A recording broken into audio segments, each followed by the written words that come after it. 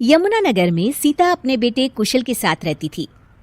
बेटे कुशल के बड़े हो जाने पर वो उसकी शादी पास ही के गांव की एक लड़की खुशी से करवा देती है।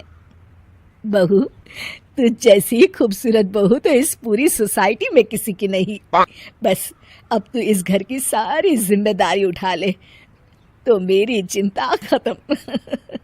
ये ले इस घर की चाबी, अब से ये तेरे हवाले।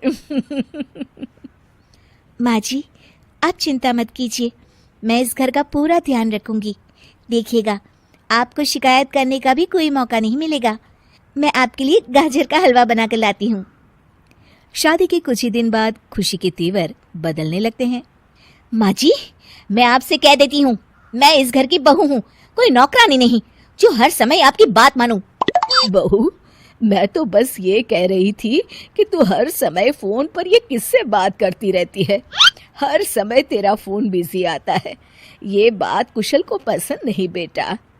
हाँ, मेरी तो हर बात सबको बुरी ही लगती है। अब शादी को कई महीने बीत चुके हैं, मगर खुशी कभी भी खुश नहीं रह पाती और वो अपने पति और सास से भी हमेशा झगड़ती रहती है। असल में शादी से पहले उसका एक प्रेमी होता है, गोविंद। वो उससे आज भी छुप छुप कर मिलती है।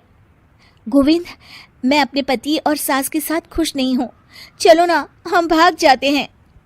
तुम एक काम करो, घर से सारा कीमती सामान ले आओ, उसके बाद मौका देखकर हम भाग जाएंगे। खुशी के पति और सास उसे बहुत प्यार करते हैं, मगर खुशी फिर भी उन्हें धोखा देती है और धीरे धीरे अपने घर से कीमती सामान को चोरी करके गोविंद को देने लगती है। उसकी सास को घर से सामान चोरी होने का संदेह होने लगता है। बेटा, समझ नहीं आ रहा, ये घर से धीरे धीरे सामान कैसे गायब हो रहा है। कौन सा सामान माँ? अरे वो चांदी के बर्तन जो मैंने बनवाए थे वो दिख नहीं रहे। यहीं कहीं होंगे माँ, आपकी बहू ढूंढ देगी। कितने बेवकूफ हैं ये माँ बेटे, इनका सारा सामान मैं गायब कर दूंगी और इनको पता भी नहीं चलने दूंगी। और इस तरह से धीरे धीरे खुशी घर का सारा कीमती सामान चोरी करके गोविंद के पास रखवा देती है और कुछ महीनों बाद उनके पास बहुत कीमती सामान इकट्ठा हो जाता है और दोनों भागने की योजना बनाते हैं। खुशी, आज रात को आधी रात होते ही तुम अपने घर से भाग कर आ जाना। मैं गांव के पुराने बस स्टैंड पर तुम्हारा इंतजार करूंगा। ठीक है। खुशी अपने कपड़े और गहनों की पोटली बांधकर पुराने बस अड्डे पर पहुंच जाती है और देखती है कि वहां तो कोई भी नहीं है। खुशी कुछ घंटे वहीं खड़ी रहती है और फिर गोविंद के कमरे पर जाती है। वहां पर भी बड़ा सा ताला लगा होता है। हे भगवान, कहीं गोविंद मुझे धोखा देकर भाग तो नहीं गया। अब मैं क्या करूंगी? खुशी फूट फूट के रो रही होती है। तभी पीछे से उसका पति सारे गहनों की पोटली लेकर आ जाता है। आप यहाँ?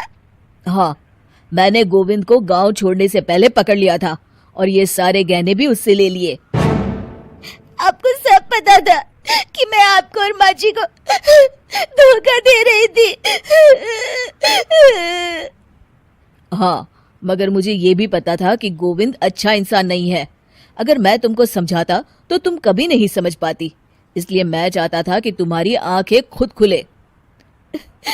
मुझे माफ कर दीजिए। कोई बात नहीं खुशी, मगर हमेशा ये याद रखना कि तुम्हारे अपने कभी भी तुम्हें धोखा नहीं देंगे। माँ और मैं तुम्हें बहुत प्यार करते हैं और हम दोनों चाहते हैं कि खुशी खुशी खुशी हमारे घर रहे, क्योंकि तुम ही तो हमारी खुशी हो।